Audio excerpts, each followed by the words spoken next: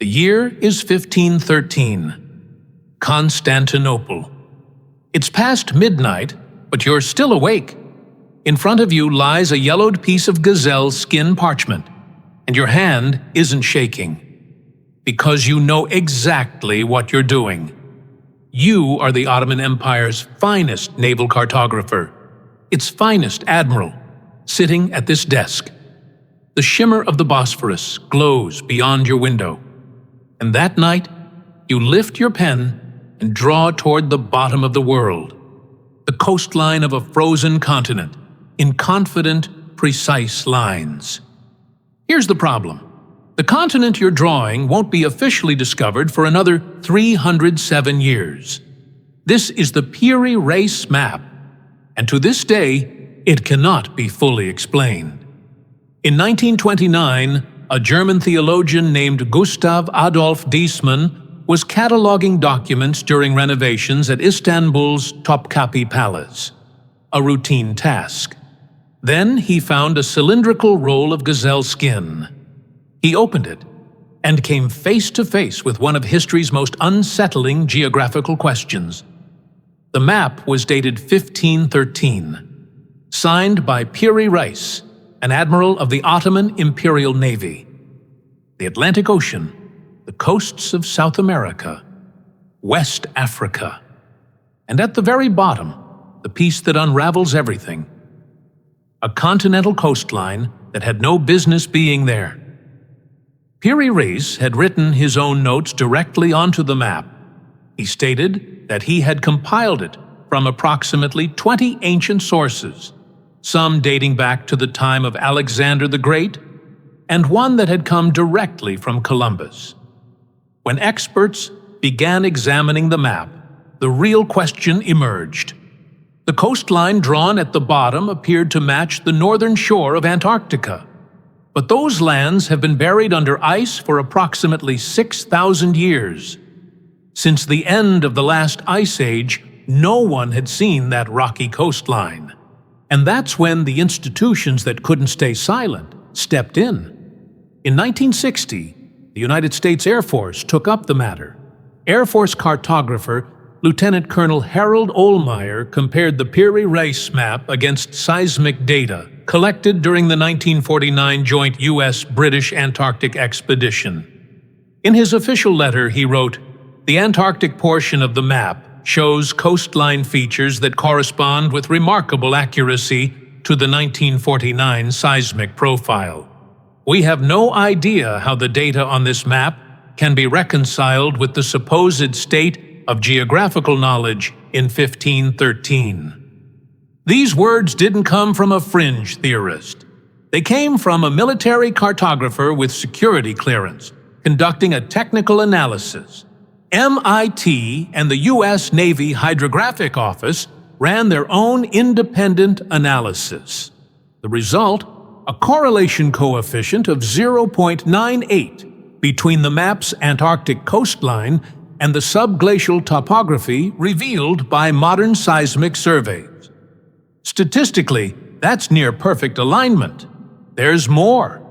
The longitude accuracy on the map matches a precision that Europe wouldn't achieve until the 18th century, when the marine chronometer was invented for navigators. How could Piri Reis, who never sailed to that continent, chart it with this level of accuracy using tools that hadn't even been invented yet? The mainstream explanation goes like this. The part of the map that looks like Antarctica isn't Antarctica at all. It's the South American coastline, stretched and distorted downward. This kind of misreading was common among cartographers of the era. The resemblance is the product of selective interpretation. Believers cherry-pick the correct features and ignore the errors. It sounds reasonable, but the geometry doesn't hold up.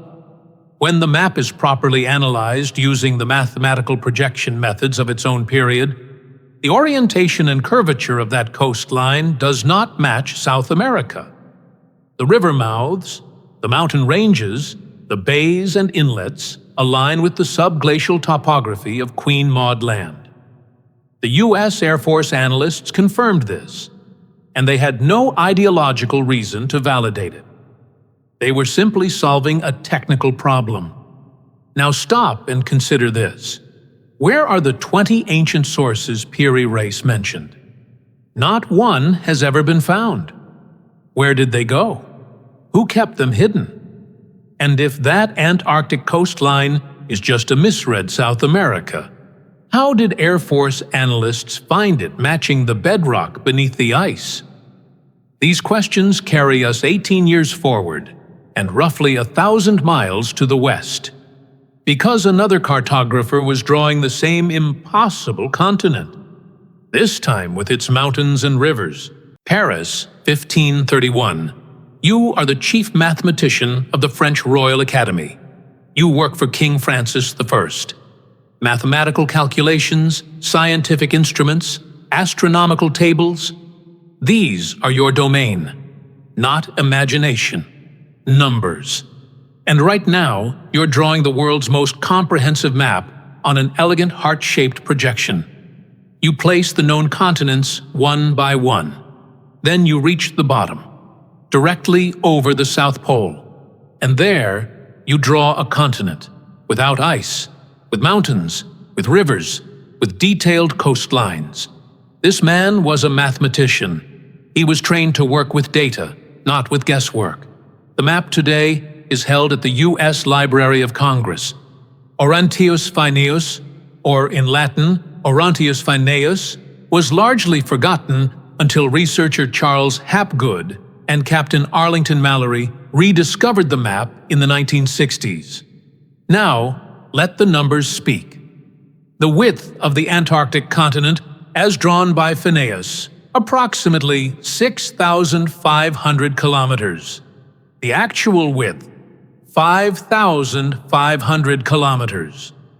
For a continent that hadn't been discovered, drawn 300 years before the fact, that is a remarkably small margin of error. But the real shock isn't the width. It's in the interior details. The map shows the Transantarctic Mountains in approximately the correct position. Those mountains were confirmed by expeditions in the 20th century. The river valleys in the interior correspond to subglacial valleys revealed by the 1957 to 1958 International Geophysical Year seismic surveys. There is a large coastal indentation matching the position of the Ross Sea, all of it hidden beneath ice. U.S. Air Force cartographers weighed in on this one too.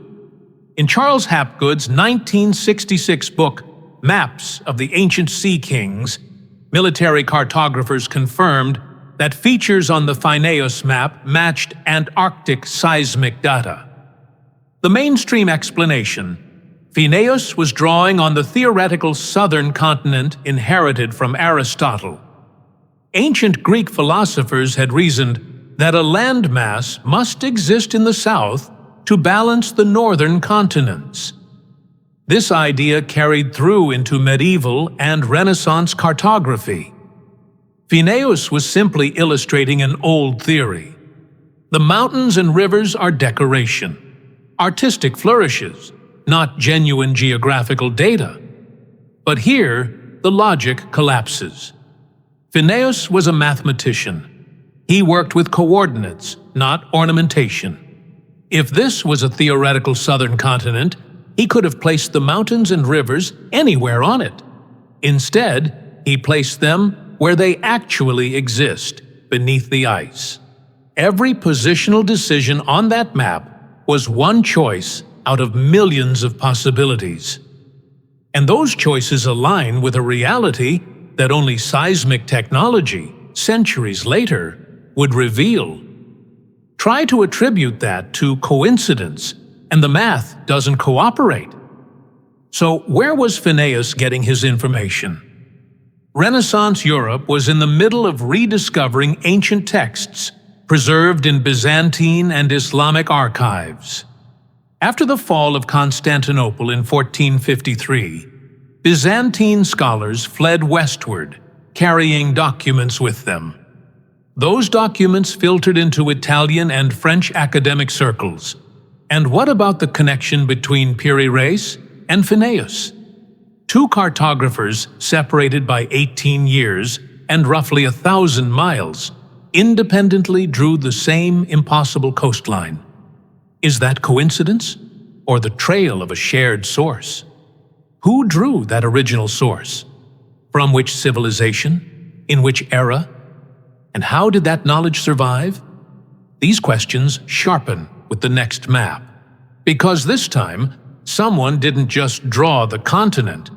They correctly positioned a channel beneath the ice, 221 years before anyone could confirm it existed. Paris, 1737.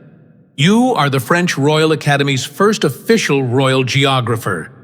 Years of measurements, projection calculations, map designs. Today you're presenting a new work to the Academy, a map of Antarctica. And there's something strange about it. Antarctica is not one landmass. Two separate bodies of land. A water channel running between them. Your colleagues laughed. Pure speculation, they said. 221 years later, in 1958, scientists drove seismic waves through 2 kilometers of solid ice and found that Buache was right. The transantarctic mountains truly divide the continent. The bedrock beneath those mountains sits below sea level between the Weddell Sea and the Ross Sea. Remove the ice, and you get 2 separate islands. The BedMap 2 project, published in 2013, confirmed it definitively. West Antarctica is in fact separated from East Antarctica by a subglacial channel, and the channel on Buache's map was in exactly the right place. The mainstream explanation: Buache applied symmetry principles. If the Arctic had complex geography with straits and channels, perhaps the Antarctic did too. A lucky guess, a coincidence. But the lucky guess argument falls apart hardest right here, because the symmetry principle tells you there might be a channel. It does not tell you which coordinates that channel sits at. Buache didn't draw it somewhere random. He drew it exactly where it exists, from the Weddell to the Ross. No one knew that location until seismic technology confirmed it. Buache noted in his own writing that he used ancient sources and Spanish reports. But which ancient sources? Where did he find them? Where are those documents today? Now step back and look at all 3 maps together. Piri Reis, 1513, Constantinople, draws the Antarctic coastline matching subglacial topography. Oronteus Fineus, 1531, Paris, shows the same continent's mountains and rivers in locations confirmed by 20th century discovery. Filipe Buache, 1737, Paris again, places a subglacial channel in the correct position, 221 years early. 3 different countries, 2 different centuries, 3 different men, all drawing the same impossible geography. All 3 say they used ancient sources. All 3 sources are gone. Consider this. If these were coincidences, why did U.S. Air Force cartographers feel compelled to put in writing that they had no explanation? Why did the BedMap 2 project confirm Buache 221 years later? And who drew the original before the ice closed in? We don't know, but the question isn't going away.